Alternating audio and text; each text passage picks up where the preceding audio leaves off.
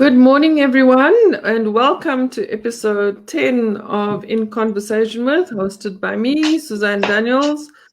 Today, I have the pleasure of speaking with Nicole Naidu, a young lady who actually surprised me just a few minutes ago.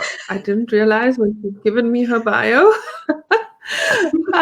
Just exactly, and we had chatted before, just exactly how interesting she is. Welcome, Nicole. And I think as an introduction, tell the listeners about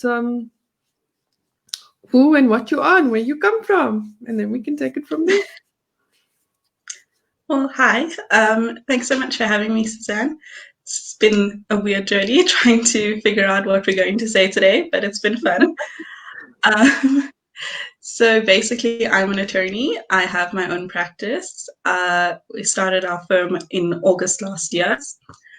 The thing that Suzanne thinks is the most interesting about me is that I finished my law degree while also doing a biblical theology degree. We can talk more about that. Okay.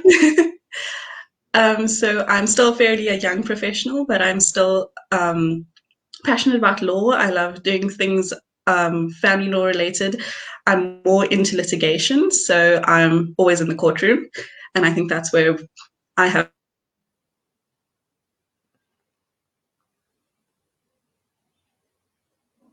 fun.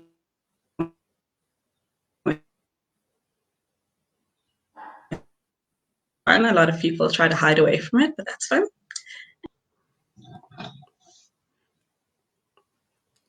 Sorry, I think I lost you there for a second. Yeah, I think so too. I just heard you spend a lot of time in the courtroom. Yes. Okay, so litigation is your passion. Yes. Okay. Arguing with a smile. Yeah, I used to love that too. Because they always used to underestimate females. Exactly. My favorite is the wow moment afterwards. Yes. Okay, so did you grow up? You grew up in Johannesburg, if I remember correctly.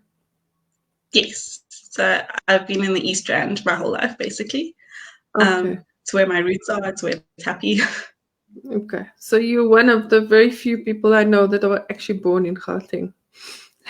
I wasn't born in Gauteng. That's the secret. But I grew up here. Okay, more secrets. I am a Gauteng girl. More secrets coming out. Now, Nicole, I know that, for me, the biggest fascination was that you have a degree in biblical theology.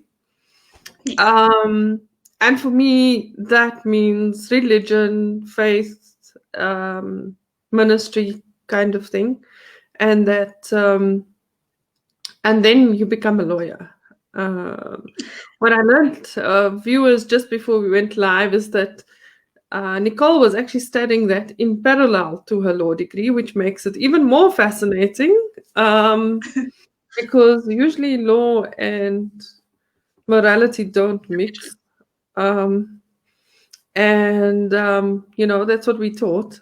Ethics and law do, but law and morality don't mix.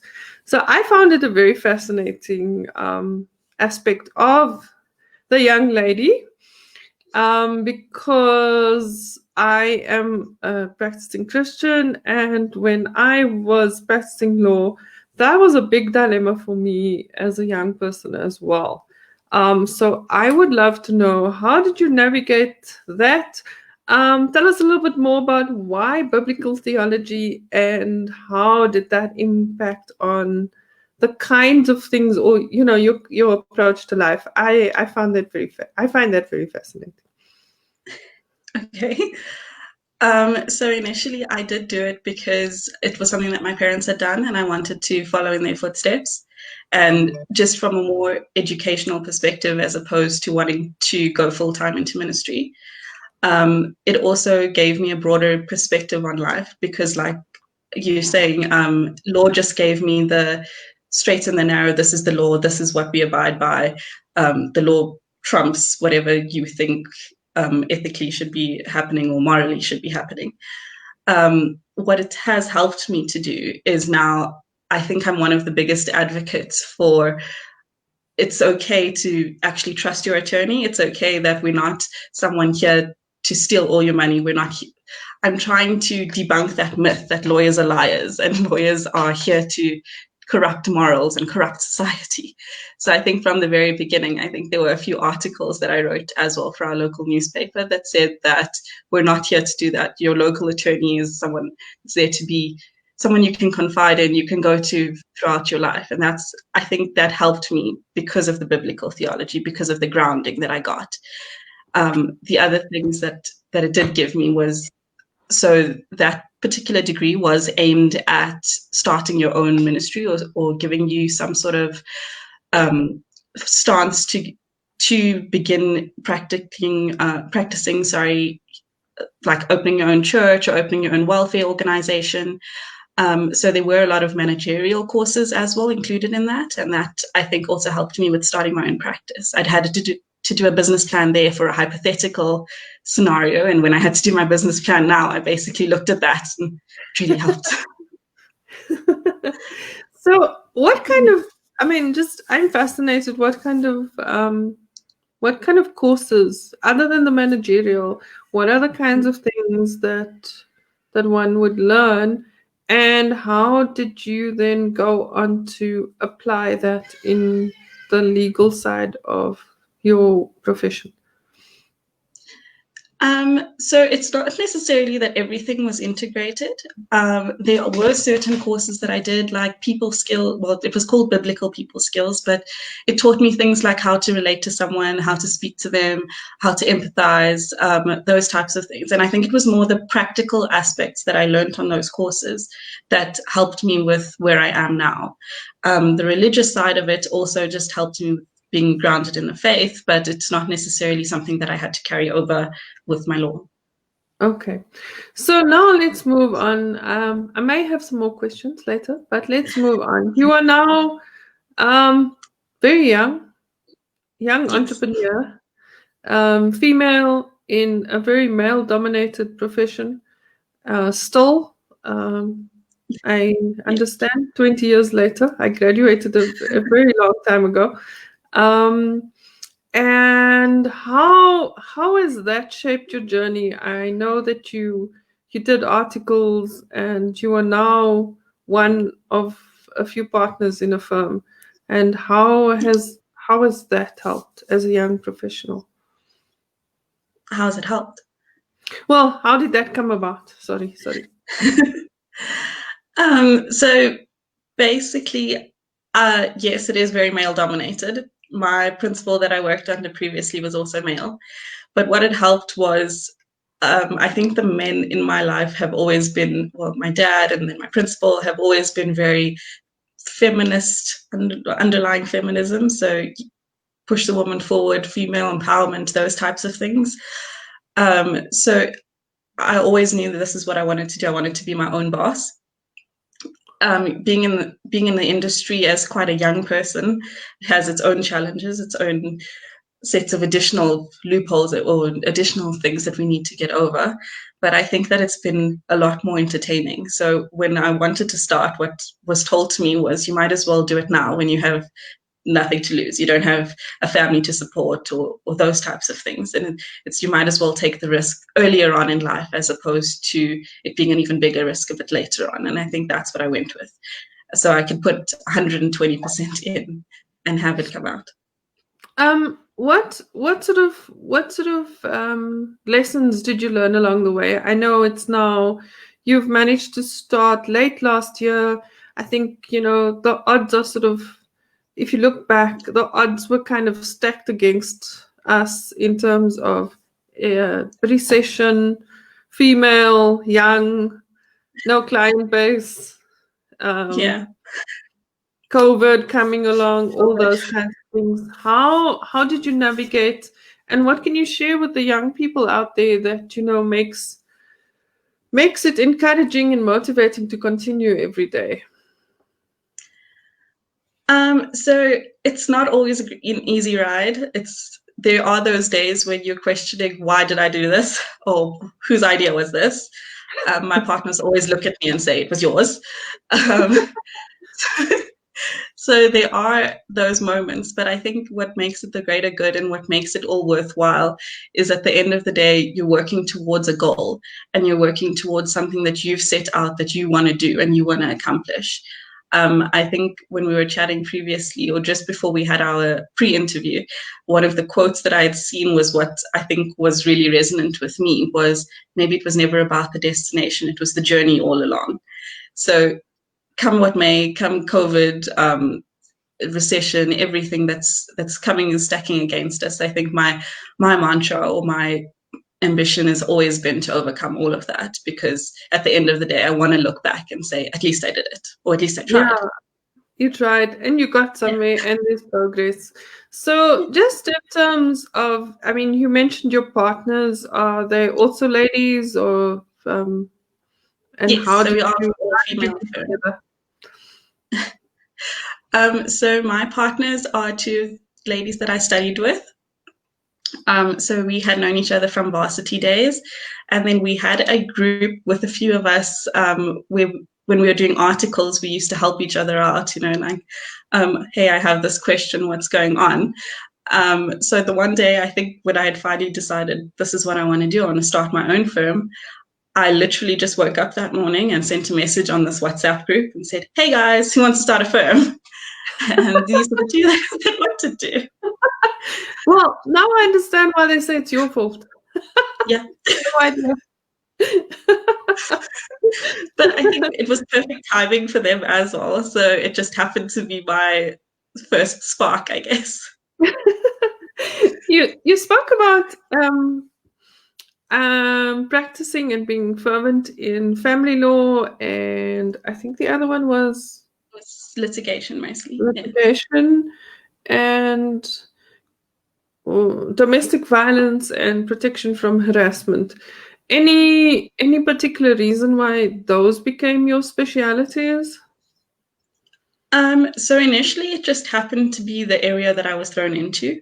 It was the client that walked in through the door, and I think it resonated with me because I not any person from any personal experiences, but just from I understand what this woman's going through, and I can see what's happening to her, and I think that just sparked something in me to continue with that area of law. So the laws in that respect really irked me. So I tried. So being in court with those types of matters continuously just helped me navigate through it. Being able to talk someone through a protection order, being able to empathize with that person. I think initially I had a difficulty with the emotional side of it and having to basically feel what this person's feeling in order to represent them. And I think that's why female attorneys aren't necessarily the best idea. Well, people don't see it as the best idea, but what I learned was, or the trick that I taught myself was to treat them like movies. So I'm watching the movie, I can experience the movie. Yeah, I can experience the movie, have all of the emotions of the movie, and then switch the movie off. Yeah, I think that's the thing.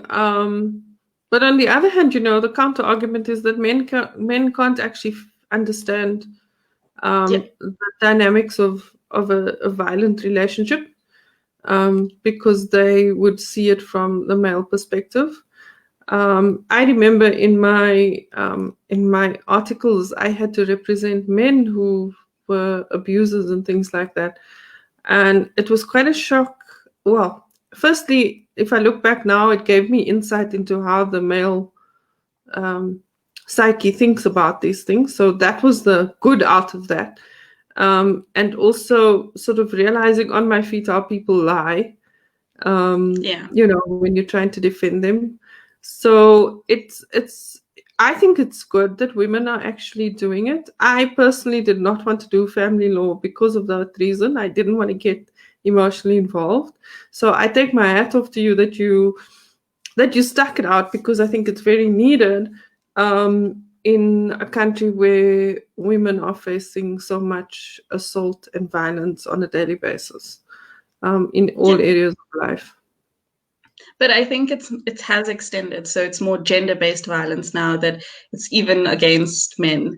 So, like you're saying, I have also encountered males that have come forward and said, "Look, I'm actually being under harassment. This is happening to me," and you have to switch the notion of, "Okay, I'm female and I'm going to support the female no matter what," because it's at the end of the day, you're there to represent what's true and what's right, and that's what I've been trying to do. Well, that's great. So your partners, how do you work during the COVID situation? I know that the courts obviously have slowed down. How do lawyers operate? How do lawyers like you operate in this environment? So I think when we did start our business, we obviously didn't plan for COVID types of situations. But what had happened was the three partners are based significantly far away from each other. So I'm in the east, the one's in the north, and the other one's all the way in Indonesia. So we had already prepped, we'd already have like cloud-based things. What we didn't need to do was be meeting every single day. So how we've interlocked now with virtual consults and virtual meetings are a bit easy. I think we had an easier flow into it than a lot of other firms that had been already established in their ways. Oh, nice. But so now we're doing a lot of virtual consults. I've never had as many video calls as I do now. We've also, I think a lot of high court matters are also being dealt with via Zoom. So we've had to sit in on that. But yeah, it's been a learning curve. I'm thankful that it was this early on in the practice, actually, because we can now integrate that into as we're building and what we can do. But a lot of the struggles that we've had now, I think a lot of firms are facing in any event. But we do work virtually, to answer your question. Okay, so I think because by nature law is paper-based, and I mean, getting people to do things electronically was like a struggle.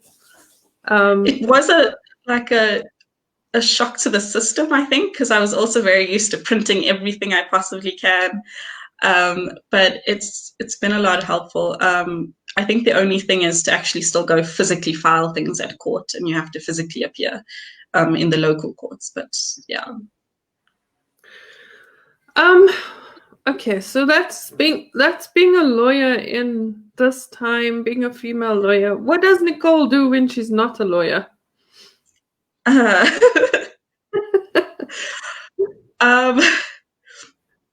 I hate one of the questions I always don't like is, what are your hobbies? Because I just look at you like, well, that's what I didn't ask you. What are your hobbies? It's not an job interview. I would say, what does Nicole do when she's not a lawyer?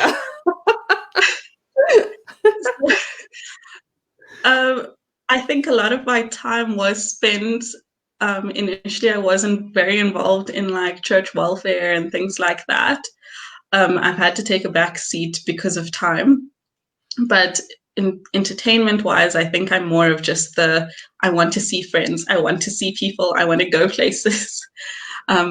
Even if it's traveling in your local, like within 100 kilometers of my house, that's fine. I just need to leave the house. But yeah, I think that's basically.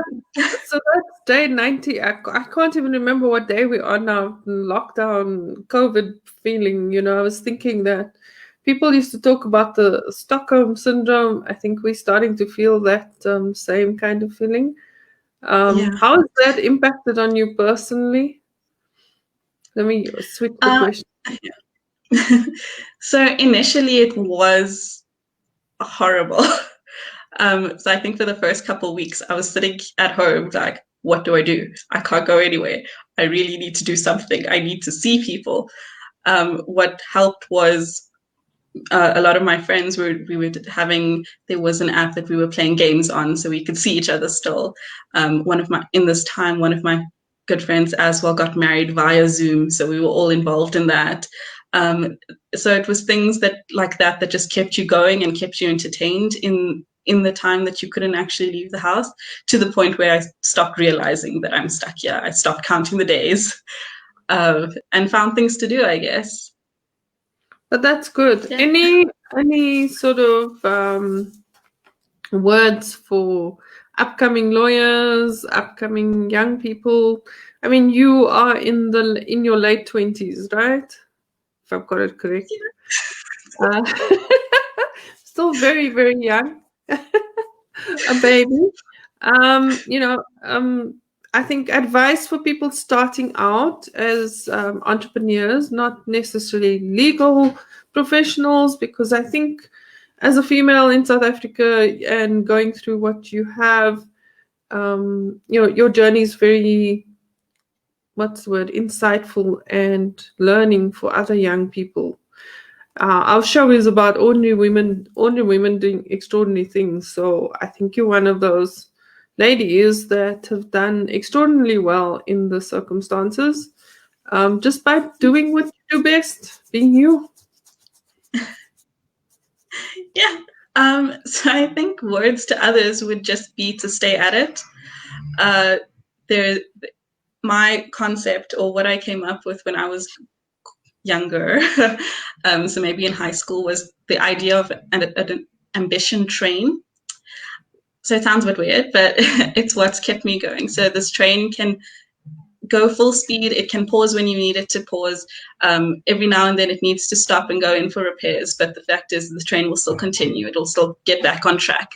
And that's what's always kept me going. I've always had to have my breather, have my moment of feeling sorry for myself, but then you get back on the train because the train needs to go to its destination. So I think that's what everyone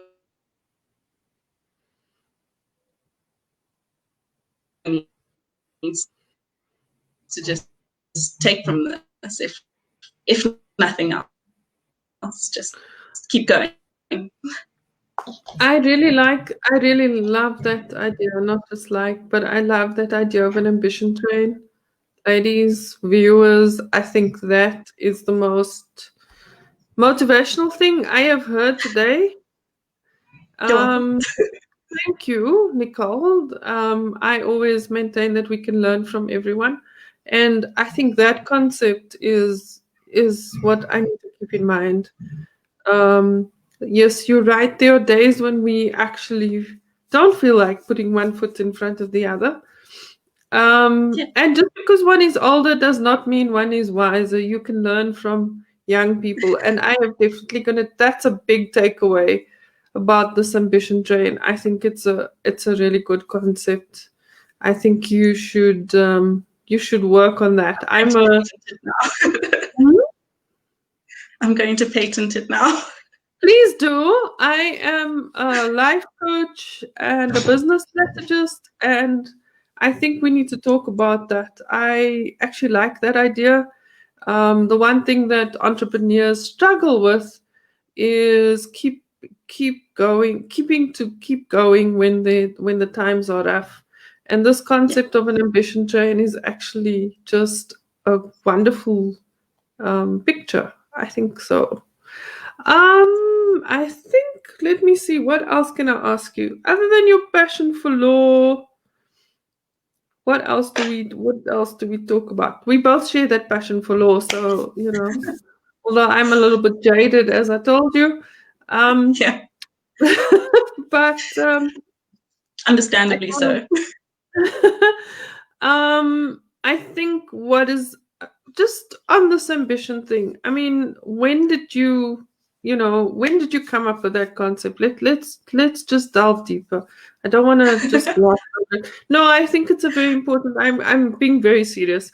I think it's a very important concept to actually get out there as young people, Yeah. because you know what we look at people having success, um, for example, athletes like Serena Williams and those people. They earn phenomenal amounts of money, but we forget that ambition train started a very long time ago. Yeah. Um, and I think that you have now just patented that concept in a little bit more concrete form, to picture this train going up and making sure that you actually take it station by station rather than the ultimate destination. And people don't use the Gautrain or the bullet train as an example because that's too fast. That's the fast track. I think that's the concept that I like, that people need to understand, that it's a process. It's actually not a quick journey. Yeah. Where do you see, on this ambition train, where do you see your practice? Where do you see yourself in, I don't want to say the next 5 years, that's too long. that sounds too much like a job interview. Okay, what, then I'll what, give you the what, non-job is, answer. what does the future hold for Nicole and partners? So RPN, we're RPN. So basically what I see us doing is building a legacy. I think that's been our our motto from the get-go. We want to build something that's going to be reputable, something that's people are going to know as a household name. So I think that's just where we're at. I had jokingly said to them at some point that I want to be famous. So when I told them that I was doing this interview, I think they said that this is your first step. You're finally there. So yeah, a lot of just getting our name out there and getting something that concrete, that our mission, our vision, that's something that others can see. Like I said, we're debunking the myth that attorneys are evil, basically. Okay. No, that's really cool. I don't see any comments or questions. We've been quite clear this morning. Um, where can people get hold of you if they want to know more? So they can check us out on our website. I can give you the link. I'll comment it below, I think. Yes. And yeah, they can get in touch with our social media pages. We are fairly active on social media because we're the younger persons. So we do try to keep things. If you follow our pages, I think we share more memes than actual information, but it's just because it appeals to us and we like to appeal to a younger audience. So you want the younger clientele. You don't want. We want the client for life. So every walk of life, we get you while you're Ah, young. so that's quite cool. So thank you very much for coming on the show today. I thoroughly Thanks enjoyed for having me. our conversation. For those of you who missed it, it will be on the page and you can watch the replay. It's also going to be uploaded onto my YouTube channel, Self Empowerment with Suzanne. There's a specific channel where you will find all the episodes of In Conversation With. Yes, and this is our 10th episode. I'm so proud. Thanks. Something that started as a joke, well, not a joke, like banter, like you and your WhatsApp group. I started this by just having a conversation with a friend. And so this is how it's grown. So thank you for all of those who have joined us today. And I hope to see you next time. Bye-bye.